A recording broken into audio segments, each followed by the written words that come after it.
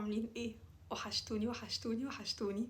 بجد بجد انا بحبكم، يعني شكرا على كل السبورت والدعم اللي انتوا اديتهولي الفترة اللي فاتت. شكرا شكرا شكرا. يلا هاتوا حاجة سخنة. انا عملت نسكافيه، بحاول ابطل قهوة قبل رمضان بس ضعفت، مش قادرة، حاسة ان انا لا هشربها. و مجاتي الكيوت متعودين عليها في الفيديوز بتاعتنا. ويلا هاتوا حاجة سخنة وتعالوا بقى عشان نتكلم على هتعملوا ايه في رمضان. وبجد الفيديو ده لازم تشوفيه عشان يا رب يا رب يا رب اكون سبب في ان حياتك تتغير لما رمضان يخلص. طيب بنات، هتكلم معاكي من قلبي زي ما انتم متعودين. هنتكلم عن ازاي الدعاء ممكن يغير حياتنا في رمضان، ونعمل ايه علشان نطلع من رمضان محققين حاجات كتيرة قوي نفسنا فيها، وازاي نطلع من رمضان احسن ومتغيرين وفعلا رمضان يكون فارق معانا. وكالعادة انا هحكي لكم حاجات من my personal experience وان شاء الله يا رب تفرق معاكم. بصوا، انا رمضان اللي قبل اللي فات ده كان في حاجة في حياتي كنت هموت عليها، والحاجة دي بجد كانت متقفلة جدا، والحاجة دي حرفيا كانت بجد مستحيلة. و... وحاسة ان الدعاء هو السبب في ان ربنا يستجيب لي الحاجة دي لانها كانت خير ليا. ورمضان اللي فات برضو كنت بدعي بحاجات وربنا استجابها علشان هي اكيد كانت الخير ليا، والحاجات دي كانت بجد مستحيلة. فاللي عايزه اقولهولك انه ازاي ممكن تدعي ربنا في رمضان. انا مش حد جاي اقولك حاجات دينيه اللي هو تمشي عليها او كده، انا جاي اقولك حاجات اللي هو من ماي بيرسونال اكسبيرينس انا عملت ايه. بصوا، اولا انا بكتب الدعوات بتاعتي قبل كل رمضان، باخد ورقه كده واقعد اكتبها واكتبها كاني بكلم ربنا، يعني كانها رساله لربنا. ليه بكتبها؟ عشان وانا بكتبها ببقى حاسه بيها قوي، عارفين اللي هو بتبقى مشاعرنا بتتحرك، فبتبقوا حاسين قوي بالحاجه ومتخيلينها وشايفينها قدامكم. وانا اي بليف ان المانيفستيشن هو بجد فكره الدعاء او اليقين ان الحاجه دي ربنا لو انا دعيتها الحاجه دي هتتحقق. واليقين في ربنا هي دي فكره المانيفستيشن بالظبط اللي بيتكلموا عنها الاجانب. ف... فهي نفس الحاجة، أنا بجيب ورقة وقلم وأكتب كل الدعوات اللي أنا نفسي إن هي ربنا يحققها لي في رمضان عشان ما انساهاش. وبكتب الدعوات دي بأصغر التفاصيل، يعني قد يكون الموضوع تافه أو إن انتوا تحسوا إنه هو أنا هدعي ربنا بالحاجة دي، هو إزاي ممكن أدعي ربنا، أو إن أنا مثلا ممكن لازم أتكلم كلام لغة عربية فصحى أو الدعوات بتاعة الشيوخ أو كده. لأ، يعني انت ما فيش ما بينك وما بين ربنا حاجز، يعني ادعي ربنا كأنك، مش عايزه اقولك كانك بتتكلمي مع حد لانه ولله المثل الاعلى، بس انت ادعي ربنا بجد كانك بتكلمي ربنا. يا رب انا عايزه كذا، يا رب انا في كذا واقف في حياتي، يا رب انا محتاجه ده يتحقق، يا رب انا عندي يقين. وعندك يقين فعلا، مش اليقين اللي هو يعني اللي هو ايه، اصل انت مش هتحكي على ربنا، يعني فاهمه، مش هتحكي على ربنا مثلا اللي هو ايه انا عندي يقين ان الحاجه دي هتتحقق وما يبقاش عندك يقين. لا، هو انت هتدعي الحاجه دي وتحسي انه خلاص انا الحاجة دي اتحققت، ويبقى عندك يقين مليون في المية ان ربنا لو ما حققهاش يبقى الحاجة دي هي مش الخير ليكي. عارفين، وانا في ثانوية عامة رحت العمرة مع بابايا، وعمري ما هنسى الدعوة دي. دعيت دعوة قدام الكعبة اول ما دخلت قدام الكعبة، والدعوات قدام الكعبة اول مرة ليكي بتبقى الدعوة مستجابة. ف... فاول ما بصيت اللي هي الدعوة الاولانية، اول ما تبصي على الكعبة، فالدعوة دي ما اتحققتش. اقسم بالله انا لحد النهارده بقول الحمد لله ان الدعوه دي ما اتحققتش، والله العظيم بقول الحمد لله ان الدعوه دي ما اتحققتش. لو الدعوه دي اتحققت انا كانت هتبقى حياتي دمار، وان ربنا عوضني عن الدعوه دي خير كتير قوي قوي قوي انا مش شايفاه، يعني شفته النهارده. وقتها لو كان حد قال لي ان ده مش الخير ليكي عمري ما كنت هصدق. فاحنا هندعي ربنا بالحاجه اللي احنا نفسنا فيها، فلوس، حد انا نفسي اتجوزه، رزق معين، شغل، كارير، يعني اي حاجه انت نفسك تدعي ربنا فيها ادعي ربنا بيها بالتفاصيل. وقولي له يا رب انا نفسي في الحاجه دي وشايفاها قدامي ونفسي فيها بجد قوي. لو الخير ليا ربنا هيعملها لي، لو شر يبقى انا عندي يقين مليون في المية ان ربنا هيعوضني عن الحاجة دي، وانه خلاص دي مش الحاجة اللي مكتوبة لي اصلا. رحت عدلت الاضاءة، كنت حاسة طافية قافلة الشباك ده فلما فتحته حسيت كده احسن. المهم نكمل. طيب انا خلاص كتبت الدعوات بتاعتي، هدعي بيها ربنا كل يوم، وادعي بيها ربنا قبل الفطار. يعني قبل الدعوات اللي قبل الفطار اخد كده ساعة، انا الساعة دي ما بيني وما بين ربنا، انا الساعة دي قاعدة فيها مع ربنا، بتعبد لربنا، بخلو بيها مع نفسي كده، ان انا اكلم ربنا من قلبي. يا رب انا نفسي في كذا، يا رب انا نفسي كذا يتحقق، انا لو خدت الحاجة دي انا حاسة ان انا هعمل كذا. ويبقى تتكلمي مع ربنا واحساسك ان الحاجه دي خلاص حصلت، هي الحاجه دي اوريدي حصلت، ولو ما حصلتش فربنا كاتبها لي وانا هرضى. وهكلمكم عن الرضا برضو في الفيديو ده. فهدعي ربنا اول ما تفطري، اول الفطار، اول وانتي بتحطي كده البلحه او التمر في بقك، ادعي ربنا بالحاجه دي برضو لو نفسك فيها. وصلاة التراويح في كل سجدة، وفي قيام الليل بتاعك في كل سجدة تدعي ربنا بالحاجات اللي انت نفسك فيها. جماعة السجود بجد احنا بنستهون بيه، انتي وانتي بتسجدي حتى في صلاتك بتاعة الفروض ادعي ربنا باللي نفسك فيه. انا عايزة اعرف دلوقتي ايه اللي منعك انك تدعي ربنا. انا اللي هو انا مثلا مش بعرف ادعي اصلا، انا مش بعرف اقول الدعوات اللي هي بتبقى كبيرة قوي. مش لازم اصلا، هو مش مطلوب منك تدعي الدعوات الكبيرة، الدعوات بتاعة الشيوخ، الدعوات اللي هي باللغة العربية، مش مطلوب منك. اتكلمي مع ربنا بجد، احنا ملناش غيره، ما تعلقيش قلبك غير بيه. انا دايما هفضل اقولها لكم كل فيديو، ما تعلقيش قلبك غير بربنا. يعني متجوزة، مخطوبة، حد في حياتك، ما تحبيش حد اكتر من ربنا، لانه احنا ملناش غيره. يعني هو ربنا هو اللي بايده حياتك، يعني انت حياتك دي كلها كده مفيش حد بايديه غيرك. وقلبك ده لما بيتعلق بربنا ربنا بيديكي كل حاجة تانية، فعلقي قلبك بربنا وابدأي ان انت تتكلمي مع ربنا في اللي نفسك فيه. طيب هتقولي شيماء انا بدعي ربنا وربنا مش بيستجاب او الحاجات دي وخلاص بقى انا راضية وكده.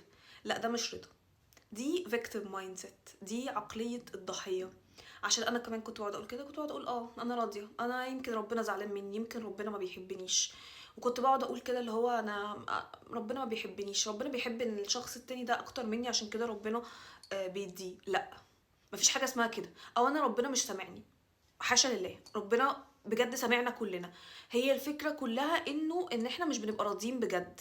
يعني انا ببقى شايفة اللي في ايد غيري، او شايفة ان الشخص ده عنده كل حاجة، وقد يكون على فكرة عنده كل حاجة وابتلاءه في ان هو عنده كل حاجة، وانا الحاجة دي مش عندي ومش شايفة غيرها، ومش بحمد ربنا او ببقى جريتفل ممتنة لكل حاجة صغيرة عندي. جماعة احنا لو انت عندك بيت النهاردة فده امتنان، لو انت بتشوفيني على اليوتيوب عندك نت في البيت، عندك موبايل ماسكاه، ده انت المفروض تبقي ممتنه لده. في حد تاني عايش في بلد بجد ما فيهاش اي حاجه من دي، ما عندوش اصلا الميه ان هو يشربها. ف فاحنا في نعم. يعني ربنا وحده بجد يعني ازاي ان كل النعم دي عندنا، وانا ابقى حاسه انه انا ربنا مش سامعني. لا ربنا سامعك وربنا شايفك، بس المهم انك تبقي راضيه عن الحاجه اللي ربنا مديها لك دلوقتي، راضيه بجد. الحمد لله انا ده دلوقتي نصيبي من الدنيا، ده اللي انا ربنا كاتبهولي. هل انا هاخد بعد كده؟ انا هدعي ربنا، انا هعمل اللي عليا وهمتن لربنا، وهتخيل ان الحاجه دي خلاص حصلت لي، لان ادعوني استجب لكم، هي كده يعني. انا دعيت ربنا، كلمت ربنا، ربنا استجاب، نقطه. انا الحاجه اللي سالت عليها ربنا دي انا بقيت بفكر كده، اي حاجه بدعي بيها ربنا خلاص ربنا استجابها. ربنا استجابها ازاي دي مش مشكلتي انا. شفت الحاجه دي في الدنيا اتشالت لي في الاخره، دي مش مشكلتي. المهم ان انا اوصل لفكره السلام النفسي بتاعي، ان انا اتكلمت مع ربنا وطلبت منه ورضيت باللي هو كاتبهولي. وصدقوني بعد ما بنوصل للستبس دي، هي مش سهله، يعني انا بقول لكم انها مش سهله والله العظيم. it took me years، يعني خدت مني سنين عشان اعرف اوصل للستيج دي، ولسه بعافر فيها. وكل احنا بني ادمين في الاول في الاخر، كلنا بنعافر في ده. فاللي عايزه اقولهولك انه ماشي، هي هتحسي ان انتي اللي هو بعد ما اوصل لحاله الرضا دي، بحاله التسليم، حاله السلام النفسي، اللي هو خلاص يعني انا سالت ربنا عليها، دعيت ربنا بيها. لو الحاجه دي محتاجه منك سعي اسعي لها، ما تقوليش بقى انا دعيت ربنا وهقعد على السرير. لا، لو الحاجه دي محتاجه منك سعي، شغل معين، هفضل ادق كل الابواب. حاجه معينه انت عايزاها هفضل اسعى لها، هجيب اخر الحاجه دي. ربنا مش كاتبها يبقى خلاص. انا اتخنقت من الشمس. بصوا في حاجه، يا رب ما تبقاش مضايقاكم بجد، يا رب ما تبقاش مضايقاكم. استنوا احاول اظبط اللايتنج تاني. بنات، واخيرا مش عايزه ان انا ابقى بطول عليكم الفيديو. نفسي ان رمضان ده تطلعي منه وانتي علاقتك احسن مع ربنا، في ان نفسيتك تستريح، في ان نفسيتك تسكن، ادعي ربنا بالسكينة، ادعي ربنا بالتسليم، ادعي ربنا يعينك ويرضيكي ويراضيكي.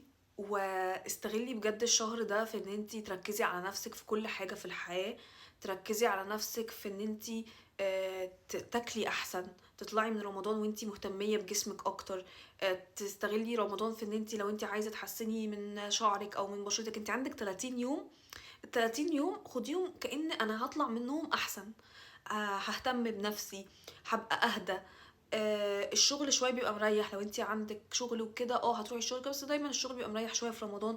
فهستغل الفتره دي في ان انا اجورنال واتكلم مع ربنا واصلي وادعي واشوف انا عايزه اعمل ايه في حياتي. ومش لازم اخد 200 كورس بقى في رمضان واطور نفسي في كل حاجه وهو ده الشهر، لا. انا هركز على العبادات، هركز على اكشنز بسيطه، حاجات صغيره ابقى بعملها في ال30 يوم دول كل يوم، حاجات كونسيستنت.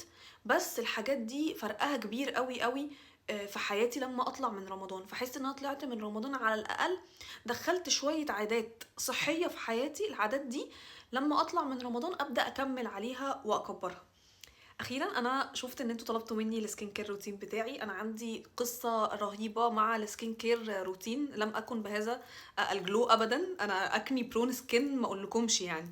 فالحمد لله الفترة دي بجد الحمد لله بشرتي متحسنة. مش عارفة بسبب السكين كير الكوري، وبسبب برضو ان انا سبحان الله بجد لما رحت العمرة ما اعرفش انا غسلت وشي بمية زمزم ودعيت، فمش عارفة بجد. يعني ممكن جدا بجد تبقى مية زمزم برضو. بس انا بهتم ببشرتي بصراحه. يعني انا بهتم ببشرتي وبصرف عليها وببيع كليتي في الصرف على بشرتي يعني. وبرضو طلبتوا مني الكولكشن بتاعت البرفيومز بتاعتي، اعمل لكم فيديو عليها. قولوا لي لو حابين الحاجات دي تبقى موجوده برضو، انا اوريدي بعملها على تيك توك، بس لو حابين الحاجات دي على يوتيوب هعملها لكم. فانا بقرا كل الكومنتس بتاعتكم وبشوف انتوا عايزين ايه وبكتبه عندي. بس كان لازم اعمل لكم فيديو قبل رمضان يشجعكم كده على الدعاء. وبس كده بنات. ان شاء الله كده رمضان يبقى سعيد وكريم علينا كلنا ونطلع منه احسن. و هعمل لكم ان شاء الله برضو فيديو الاسبوع الجاي مش هنسى. وما تنسوش تعملوا سبسكرايب وكومنتس وتقولوا لي انتوا عايزين تشوفوا ايه الفيديوز الجاي. باي. والله حاولت اظبط اللايتنج اكتر بس مش ظابط، فحبوني واستحملوني زي ما انا، لان انا عايزه اصور دلوقتي عشان الحق انزل لكم الفيديو قبل رمضان، عشان كمان ورايا حاجات في البيت محتاجه اعمل اكل. ومش عارفه ايه تجهيزات رمضان اللي بيقولوا عليها دي، انا لسه اول سنه جواز، مش عارفه ايه تفريزات رمضان دي. فمش هعمل تفريزات رمضان بصراحه يعني. يعني انا همشي الدنيا ان شاء الله خير. المهم تعالوا نكمل. طيب انا اتكلمت معاكم على فكره الرضا، فكره ان انا اسلم او اوصل لحاله السلام النفسي دي. ودايما انتوا بتكتبوا لي هو انت ازاي هاديه كده، هو انت ازاي واصله للسكينه دي. بنات والله العظيم انا ما كنتش كده خالص. يا لهوي، ده انا صحابي لو بيشوفوا الفيديوز دي هيعرفوا انا عمري ما كنت كده. انا عمري literally انا عمري ما كنت كده. عمري ما كنت بالهدوء ده، عمري ما كنت بالسكينه دي. بس الثيرابي ساعدني كتير قوي على فكرة اللاتين جو. وفكرة اللاتين جو دي هي لما قعدت اقرا عنها افهم هو ايه لاتين جو ده، فهمت ان هو ده التسليم. يعني هو ربنا اصلا، احنا اسمنا دين الاسلام مسلمين بنسلم لربنا. ف فلاتين جو دي بجد سحر. هو اصل بصوا، احنا في الاول في الاخر عارفين ساعات كده بتحس ان هو الدنيا دي كلها ما تسواش حاجه. مش بقول لكم اللي هو كله رايح وكده، لا، هو بجد الدنيا كلها ما تسواش حاجه. هو انا بسعى وبعمل اللي في ايديا عشان نفسي في حاجات. انا عايزه اقول لكم على كميه الحاجات اللي انا نفسي ان انا اعيشها في الدنيا كتيره قوي قوي. ممكن اكلمكم في مره عن الاحلام بتاعتي. عندي احلام بجد كبيره نفسي ان انا احققها في الدنيا. يعني حقيقي نفسي، ونفسي اشوف الدنيا كلها، ونفسي اسافر. بس لو انا فضلت attached، اللي هو عارفين attached كده للحاجة، وقلقانة وعندي anxiety about it وهي هتتحقق ولا لأ، انا بقى كنت الشخص ده. كنت افضل بقى يا لهوي هي الحاجة دي هتحصل ولا لأ، وقبل ما انام ابقى مخنوقة وافضل overthink وافضل اقول هي الحاجة دي هتحصل ولا لأ. توصلت في الاخر لو ما حصلتش، لو ما حصلتش خلاص يعني. هتقولي شيماء ما هي بتحصل مع ناس تانية، اشمعنى الناس التانية دي؟ ايوه دي بقى دي النقطة اللي انا عايزة اكلمك فيها قبل رمضان ارجوكي. بصوا هحكي لكم. انا السنة اللي فاتت والسنة اللي قبلها، تمام؟ لا رمضان اللي قبل اللي فات، معلش رمضان اللي قبل اللي فات، لان انا رمضان اللي فات ده كنت بحضر خلاص لفرحي، فكنت مضغوطه جدا في تجهيزات الجواز، ما كانش عندي طاقه ان انا اركز في اي حاجه تانية. رمضان اللي قبل اللي فات كان حواليا شخصية معينة. الشخصية دي كانت بتقارن نفسها بكل الناس، تمام؟ والشخصية دي كانت بجد عندها كل حاجة في الدنيا، والله العظيم مهما تتخيلوا الحاجات اللي عند الشخصية دي كل حاجة، تمام؟ عارفين حد اللي هو بيقولوا ربنا ساعات بيبقى ابتلاء البني ادم فعلا ان ربنا يبقى مديه كل حاجة، تمام؟ فمن كتر ما الحد دي كانت صاحبتي، وكانت طول الوقت اللي هو بتقارن نفسها بكل الناس وكل حد عنده ايه او وصل لايه او عمل ايه، والكلام عن الناس الكتير وعارفين اللي هو فكرة ان انا اشوف مين وصل لايه واتابع ده عمل ايه وده جرى راح فين وده. فنفسيتي انا من هنا كده الحتة دي بدأت ان هي تشيل او تتخنق او تبدأ تعينيها تبص على ناس تانية. و... وانا كانت مامتي علمتني ان انا تبقى عينيا شبعانه، تمام؟ ممكن احكي لكم عن ده قبل كده. فكان طول عمري فكر المقارنات ده مش في دماغي، يعني فكر ان انا اقارن نفسي بحد مش في دماغي. وكانت دايما الناس كلها تشهد لي بده، ان انا الشخص اللي بيدعم صحابه وبيشجعهم وبيزقهم وبيفرح لغيره اكتر منه. كنت بستغرب يعني لما دخلت على فكره بيئه العمل، وخصوصا المجالات اللي ليها علاقه بالwomen empowerment. البيئة العمل دي كانت اكتر بيئة كومبetitive، اكتر بيئة عمل بتقارن واللي هو بتبص على غيرها ومش عارف ايه وكده يعني. فكنت الفترة دي بجد عينيا مش مركزة على نفسي، مش مركزة هو انا واصلة لايه، مش مركزة انا بعمل ايه. كنت بحاول ان انا كل يوم ابقى grateful، كل يوم مثلا احاول ان انا اكتب gratitude list او كده. كل ده ما كانش نافع معايا، لان انا كنت دايما طول الوقت مش شايفه نفسي، انا شايفه غيري بيوصل لايه وغيري بيعمل ايه وانا ليه ما بوصلش، فمش شايفه الحاجه اللي انا فيها دلوقتي. فوقت رمضان دعيت ربنا كل يوم، يا رب شيل من قلبي اي حقد او حسد او غيره، يا رب انا عمري ما بحب الاحساس ده. انا كنت مرعوبه، انا بجد كنت مرعوبه. وكانت في حلقه لمصطفى حسني كان بيتكلم فيها عن الحسد. كنت مرعوبه ان انا ابقى بحسد حد، كنت مرعوبه ان انا يبقى عندي الحاجه دي يعني. لا دي حاجه كبيره قوي، لا انا مش عايزه ابقى كده، لا انا يا رب انا مش عايزه ده. وانا عارفه انه مش ناس كتير بتتكلم في ده، ومش ناس كتير بتقوله كده publicly يعني. بس it happens. سوشيال ميديا موجوده، سهل قوي انك تتابعي حياه ناس، سهل قوي انك تشوفي بروجرس بتاع ناس لما بتكبري والحياه بتكبر، سهل قوي انك تشوفي الناس اللي حواليكي بتوصل لحاجات وانت لسه ما وصلتيش للحاجات دي. فغصب عنك قلبك ممكن الشيطان يدخل جواه ده. فكنت بدعي ربنا كل يوم كل يوم، يا رب يا رب انا خايفه قوي الاحساس ده يبقى عندي، يا رب انا شايله، يا رب انا خايفه من الاحساس ده. انا هو الاحساس ده ايه؟ انا خايفه قوي يبقى حسد، يا رب انا مش عايزه ابقى كده. وبعدين كنت بتكلم مع حد وقالت لي شيماء، هو لو انتي واخده بالك انه الاحساس ده عندك وان انتي خايفه منه قوي كده، فربنا عارف نيتك، وربنا مش يعني هيشيلك من الانفايرمنت دي وهينقي قلبك من ده. وفعلا الحاجه اللي انا كنت فيها دي كانت very very very toxic، وانا ما كنتش شايفه ده. ولما قررت ان انا اسيب الانفايرمنت دي واسيب الصحاب دي وابعد عن الناس دي، حسيت اللي هو عارفين الهدوء، اللي هو ايه ده، الدنيا هدت قوي. لو انتي قلبك نظيف هتحسي ان الدنيا هدت قوي، وانه ده الارزاق بايد ربنا. ده انا دايما كنت بقول يا رب في السماء رزقكم وما توعدون. يا رب ده انا اشتغلت وانا بدرس. هحكي لكم على الموضوع ده حكايتي وكده، كنت نزلت عنها ريل صغير هنا على يوتيوب ونزلت عنه على تيك توك. بس يا رب ده انا اشتغلت في القاهره وانا بدرس، وانا اصلا اسكندرانيه، ولما جيت حولت من الكليه يا رب ده انا سافرت منح يعني. يا رب ده انت رزقتني بحاجات انا عمري ما كنت اتخيلها، وعمري ما كنت اتخيل اصلا انها تحصل لي، وتحصل لي ازاي اصلا. و...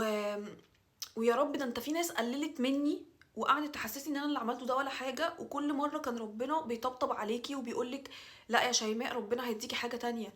فكل ده انا مش شايفاه، يعني كل ده انا مش شايفاه، وبس مركزه في مين وصل لايه ومين جرى ايه اسرع ومين سافر ومين عمل ومين درست فين ومين اشتغلت فين ومين خدت بوزيشن ايه.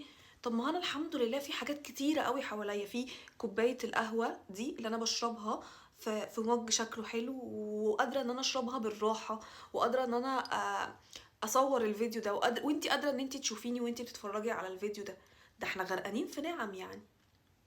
ف فاللي عايزه اقولهولك حاولي تدخلي رمضان وانتي منقيه قلبك، مخليه قلبك ابيض، مخليه قلبك صافي. ولو حاسه انك بتقارني او باصه على حاجه تانية او مش راضيه باللي عندك، هتدعي ربنا انك ترضي، وتدعي ربنا انك تبطلي مقارنه، وتدعي ربنا ان يشيل من قلبك الحاجه دي، علشان احنا قلوبنا دي بايد ربنا مش بايد حد تاني. وارجع اقولك تاني، قلبك علقيه بربنا، قلبك ده بتاع ربنا. احنا كبنت انا قلبي ده متعلق بربنا، بعدين بقى يجي جوزي، يجي خطيبي، كان الشخص، يجي صحابي، يجي اهلي، يجي اي حد في حياتي، بس قلبي ده بايد ربنا. فقلبي ده بايد ربنا، يبقى انا هدعي ان ربنا ينقي قلبي، وان ربنا يشيل منه اي حاجه مش كويسه، وان انا ارضى، وان انا يبقى عندي السكينه. انتوا متخيلين انا بقول لكم بجد ان انتوا تدعوا بالحاجات دي، يعني تدعي بان نفسيتك تتحسن، تدعي بان انت حاسه ان انت مش كويسه وان انت مكتئبه، ويا رب، طب يا رب الاقي حد ثيرابيست كويس يساعدني، يا رب الاقي صاحب كويس يساعدني، يا رب وقع في ايدي فيديو اسمعه يغير حياتي، فيديو اسمعه يصحيني.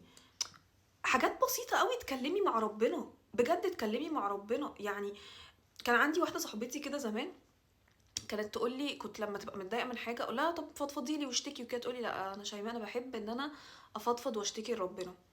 وانا كنت لما حاجه تحصل لي وحشه، يا لهوي اشتكي بقى لامة لا اله الا الله، واكلم كل اصحابي واقعد افضفض مع دي وافضفض مع دي، ومش بستريح، بفضل حاسه ان انا مخنوقه، اللي تسمعني كويس واللي تقول لي حل، واللي تحسيها ان هي مش مهتمه وبتسمع وخلاص، واللي تفرح فيكي.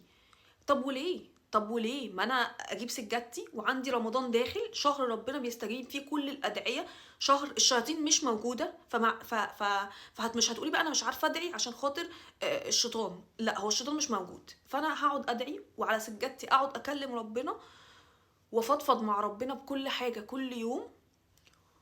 وبعد ما رمضان يخلص انا مش هقول بقى ايه ها انا دعيت فين بقى الريزلتس، ما لا هي مش كده، ما بستناش بقى النتائج على طول، هو انا دعيت ربنا بقى بايده اسلم الامر، ما استناش بقى وافضل برضو متمسكه وعندي انكزايتي، ما انا دعيت لا لا لا، احنا ما بنتعاملش مع ربنا كده، انا دعيت وطلبت من ربنا وربنا استجاب وسمع، نقطه. هسعى ناحيه الحاجات اللي انا عايزاها واسيب الباقي واسلم امري لربنا وبس كده.